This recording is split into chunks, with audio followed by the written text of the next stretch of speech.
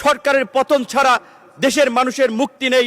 16 জুলাই 2020 ফুটবলের 90 মিনিটের খেলায় হয়তো চান্সে কেউ 5 মিনিটে গোল দিয়ে দিয়েছে, তারা ভেবেছে আমরাই সেরা খেলোয়াড়। এই আন্দোলনে বিএনপি আমাদের সাথে আছে, সাপোর্ট করবে, তবেই আমরা এক দফাতে আমরা যেতে পারি। মানে স্পিকার, আমি শুধু 2-3টি নিউজ লিঙ্ক আমাদের বন্ধুদের উদ্দেশ্যে পড়ে শোনাতে চাই, আমাদের সংসদ সদস্যের উদ্দেশ্যে, যেটা গতকালকে আমাদের একজন মাননীয় সংসদ সদস্য জনাব আন্দালি ব্রাহ্মণ পার্থ তার বক্তব্যে বলেছেন, আমরা যে গত 17 বছর লড়াই সংগ্রাম করেছি, দেশের মানুষের মুক্তির সংগ্রামকে এগিয়ে নিয়েছি, আমরা সেটি জেনজির সাথে, তরুণ প্রজন্মের সাথে কানেক্ট করতে পারছি না, যার ফলে তারা হয়তো সঠিক বিষয়টা জানছে না।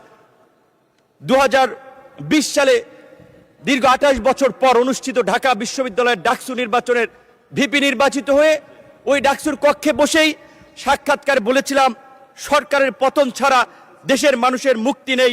16 জুলাই 2020। মাননীয় স্পিকার, জুলাইয়ের 26শে জুলাই 2024 বাংলা ট্রিবিউনের একটি নিউজ, সেখানে লেখা আছে, আন্দোলনকারীদের দাবি দেওয়া লিখে দিয়েছিলেন নূর। একই দিনের দৈনিক কালবেলার একটি নিউজ, আজকের আমাদের সংসদ বিরোধী দলীয় চিফ হুইপের ছবি, মাঝখানে আমার ছবি, তার বাম পাশে সার্জিস আলমের ছবি দিয়ে বলা হয়েছে, দুই সমন্বয়কে নিয়ে সরকার পতনের আলোচনা, নূরের সরকার পতনের আলোচনা। বাংলা bdnews24.com 26শে জুলাই, সেতু ভবনের নাশকতা, নূর কারাগারে রিমান্ডে নির্যাতনের অভিযোগ, আন্দোলনকারীদের 8 দফা কর্মসূচি নুরুল হক নূর লিখে দিয়েছিলেন বলে তথ্য রয়েছে ডিবি তদন্ত কর্মকর্তা।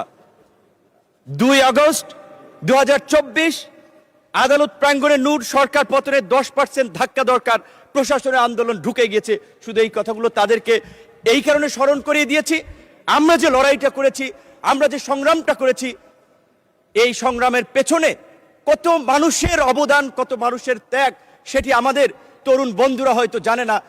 তারা হয়তো মনে করেছে ফুটবলের 90 মিনিটের খেলায় হয়তো চান্সে কেউ 5 মিনিটে গোল দিয়ে দিয়েছে, তারা ভেবেছে আমরাই সেরা খেলোয়াড়, কিন্তু তারা খেলোয়াড় নয়। মাননীয় স্পিকার, এই জুলাইয়ের 12 জুন 2024 আনুষ্ঠানিকভাবে যুগপৎ আন্দোলনের বৈঠকে বিএনপির গুলশান কার্যালয়ে আজকের বিএনপির মহাসচিব এবং একই সাথে স্থানীয় সরকার মন্ত্রী জনাব মির্জা ফখরুল ইসলাম আলমগীর, অর্থ পরিকল্পনা মন্ত্রী জনাব আমির খসরু মাহমুদ চৌধুরী সহ অন্যান্য আমাদের প্রতিনিধি দলে যারা ছিলেন, তাদের সাথে আলোচনায় বলেছিলাম, এই ছাত্র আন্দোলনের স্ফুলিঙ্গ বারুদের মতো জ্বলে উঠবে, এই ছাত্রদের পাশে থাকতে হবে, আপনারা ছাত্র দলকে সেইভাবে নির্দেশনা দিন।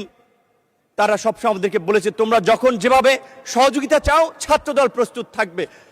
ভারতের শিলং অবস্থিত সালাউদ্দিন আহমেদ, আমি তাকে রেসপেক্ট করি, তার সাথে যে কয়েকবার কথা বলেছি, অত্যন্ত বিজ্ঞ লার্নেড মানুষ মনে হয়েছে।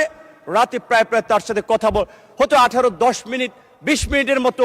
তিনি দেশ, জাতি, তরুণ প্রজন্মের দায়িত্ব নিয়ে কথা বলতেন। ঢাকা বিশ্ববিদ্যালয়, একই বিশ্ববিদ্যালয়, আপনিও একই হলের, সেও সিনিয়র, সেই সুবাদে তার কাছ থেকে পরামর্শ নিতাম। আনুষ্ঠানিকভাবে 31টি দলকে নিয়ে সরকার ও শাসন ব্যবস্থা পরিবর্তনের এক দফার যুগপৎ আন্দোলন সূচনা করেছিলেন।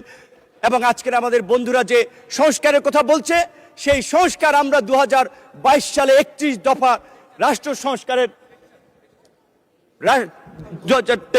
সংস্কারের সেই রূপরেখা দিয়েই আমরা আন্দোলন করেছিলাম। এমনকি এই 24-এর গণ অভ্যুত্থানের পূর্বেও আমাদের আজকের অনেক সংসদ সদস্য এবং সেই সময়ের আন্দোলনের বন্ধুরা আমাকে দায়িত্ব দিয়েছিলেন, বলেছিলেন, আপনি কনফার্ম করেন এই আন্দোলনে বিএনপি আমাদের সাথে আছে, সাপোর্ট করবে, তবেই আমরা এক দফাতে আমরা যেতে পারি। তারই ধারাবাহিকতায় আমি যেদিন গ্রেপ্তার হই 19 জুলাই দিবাগত রাত 20 তারিখে পড়ে গেছে, সেদিন আজকের আমার ডান পাশে বসা মাননীয় তথ্যমন্ত্রী জহিরুদ্দিন স্বপন, তার মোবাইল ফোনে আমির খসরু মাহমুদ চৌধুরী, বিএনপির প্রেস উইংয়ের কর্মকর্তা সাইরুল কবিরের মাধ্যমে বিএনপির মহাসচিব, আজকের এলজিআরডি মন্ত্রী, তাদের সাথে কথা বলি।